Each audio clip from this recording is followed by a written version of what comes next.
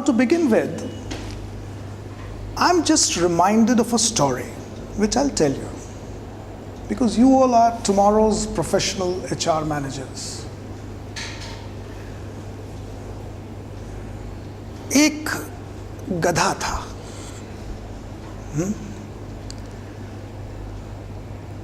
और वो जिस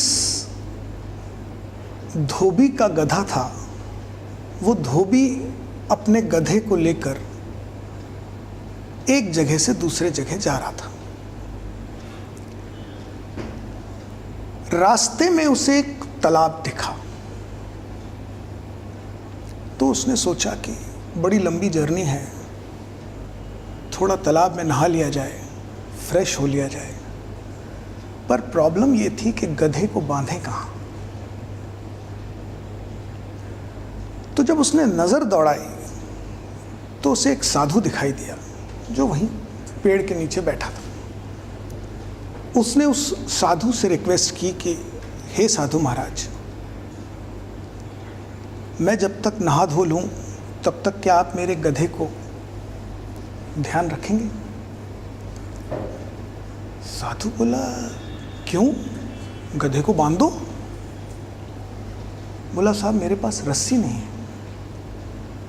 साधु हंसा, बोला, कोई बात नहीं, रस्सी की जरूरत ही नहीं। तुम गधे की गर्दन पर रस्सी बांधने का प्रिटेंशन करो और फिर पेड़ के चारों तरफ घूमने का प्रिटेंशन करो रस्सी बांधने का, और जाके नहाओ। ट्रस्टिंग दिस वाइज मैन, उस धोबी ने वैसा ही किया। नहा धो के निकला तो गधा वहीं खड़ा था। उसने साधु को प्रणाम किया, धन्यवाद दिया और आगे चलने लगा तो गधा हिलने को तैयार नहीं, टस से मस न हो। ये बड़ा परेशान हुआ, फिर साधु के पास गया, बोला, साहब ये तो हट ही नहीं रहा गधा। तो साधु फिर हंसा, बोला, भाई रस्सी तो खोलो। तो धोबी बोला, पर सर मैंने तो रस्सी बांधी ही नहीं। तो साधु बोले, भाई ये तो तुम्हें पता है ना, उस गधे को कहां पता है? उसे तो तुमने जो प्रिटेंशन किया पता है कि एक रस्सी बंधी है। अब दोबारा प्रिटेंशन करके जब तक खोलोगे नहीं, वो गधा हिलेगा नहीं। And when this pretension again happened, lo and behold, the Gadha moved. I gave you this story to understand that in the real world, these imaginary ropes surround people. These imaginary ropes are the entangles which keep people immobile and rigid.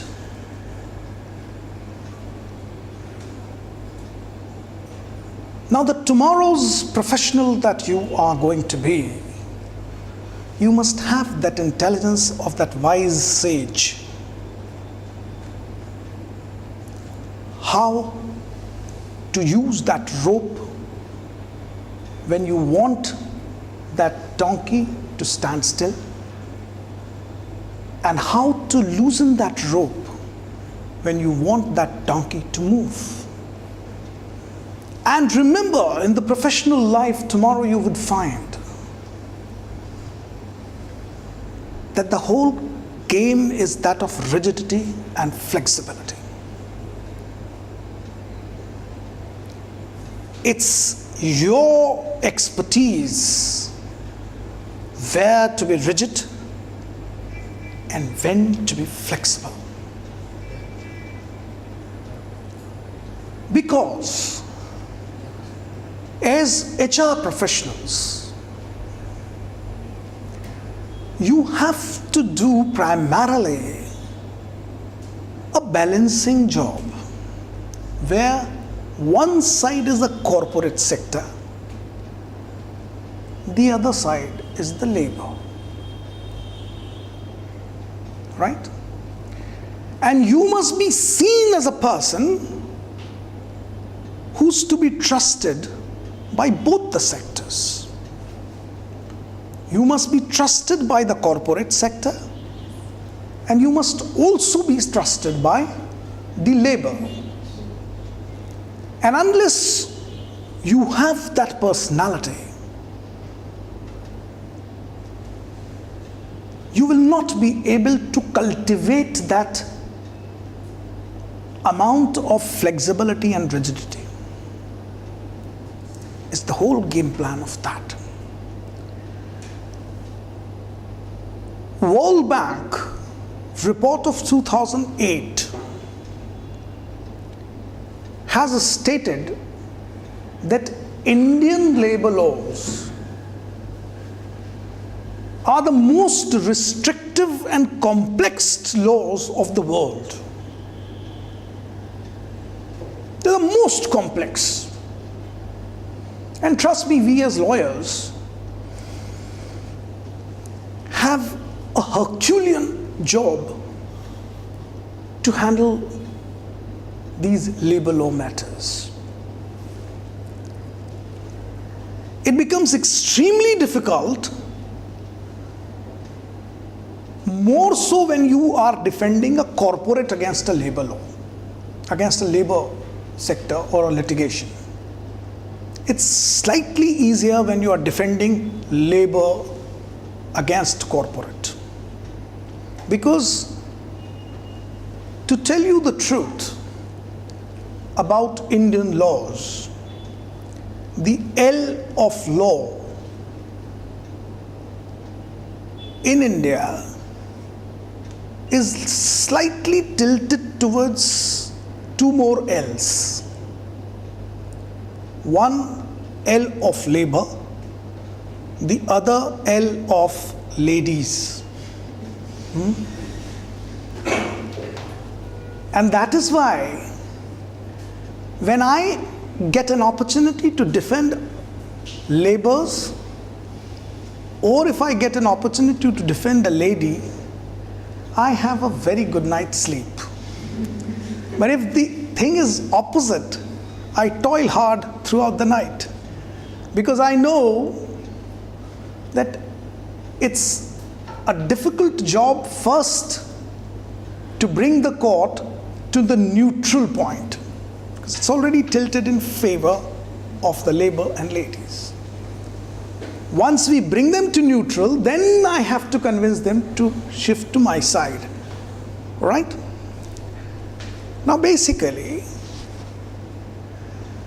I'll give you a little background about how this labor has a little more sympathy of law. The reason being, like ladies, the labor are considered to be the weaker section of society. And that is why the law feels it responsible to give that lacking strength to them, to fill that lacuna of strength being faced by these weaker sections. And that is why law provides that strength.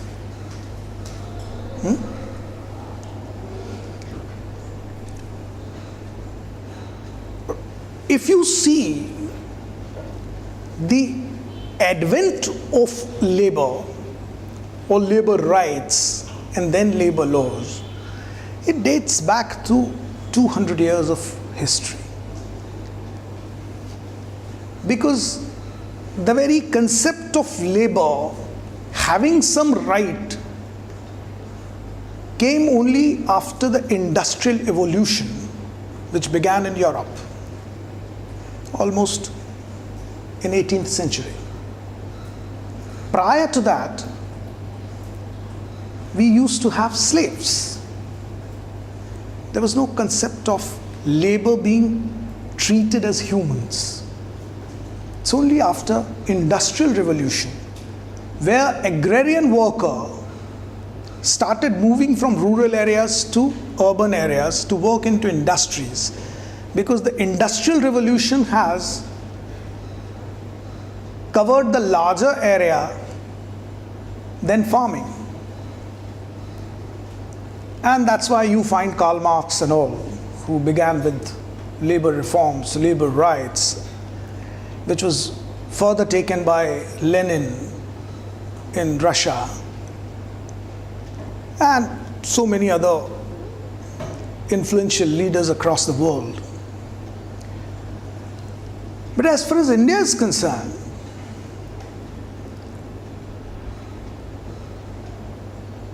pre-independence, there were certain statutes which continue till date. And there had been a lot of labor reform post-independence. Like if we begin from pre-independence era, a statute is called Workmen's Compensation Act. Have you heard of it? Now it is called Employees Compensation Act of 1923. Now mind you, Workmen's Compensation Act, which is now called as Employees Compensation Act, 1923 came prior to Payment of Wages Act. Because if you're aware, Payment of Wages Act came in 1936.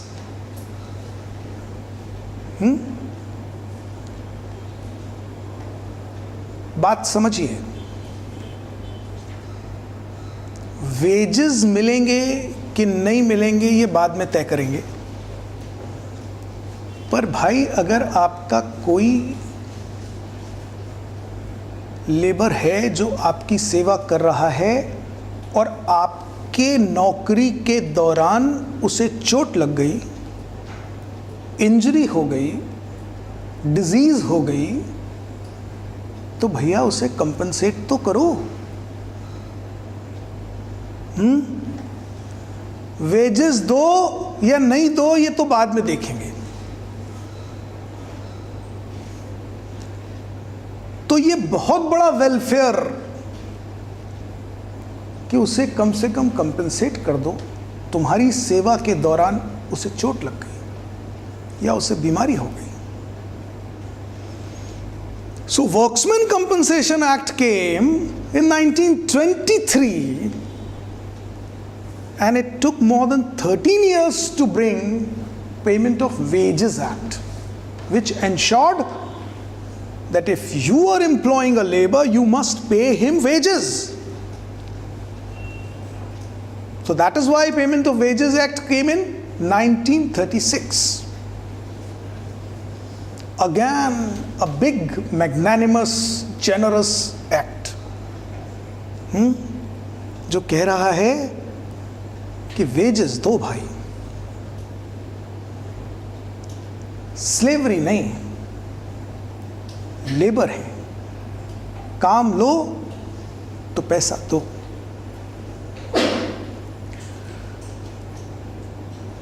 Six years later than Payments of Wages Act came 1942 Weekly Holidays Act. क्या भाई इतना काम करा रहे हो, एक आध छुट्टी भी दे दो हफ्ते में। जिसे आप आज बड़ा कॉमन समझते हैं, even being a student, you crave for your Sunday.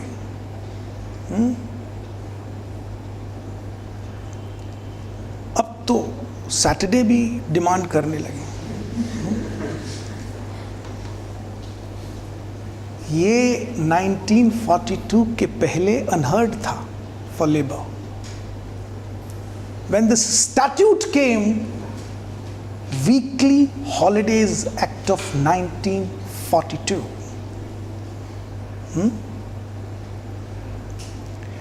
See, I'm telling you how the law evolved. It's a gradual evolution.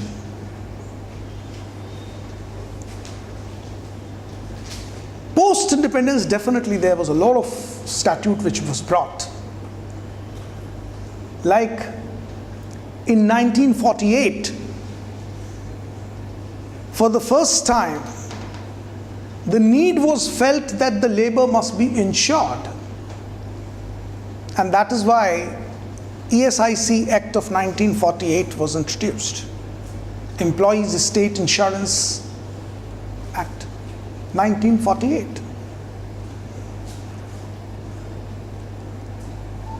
Now, prior to that came Industrial Disputes Act of 1947. Prior to that, Industrial Standing Orders Act of 46 rather. Standing Orders Act of 1946. Where for the first time, standing orders were issued by the government to the employers about the working hours, about the working days, that the leave must be given to them. Now, all these development of law kept happening, which continued post-independence. And 1948 also came Factories Act, where the whole factories statute was framed. So 1948 was an important year.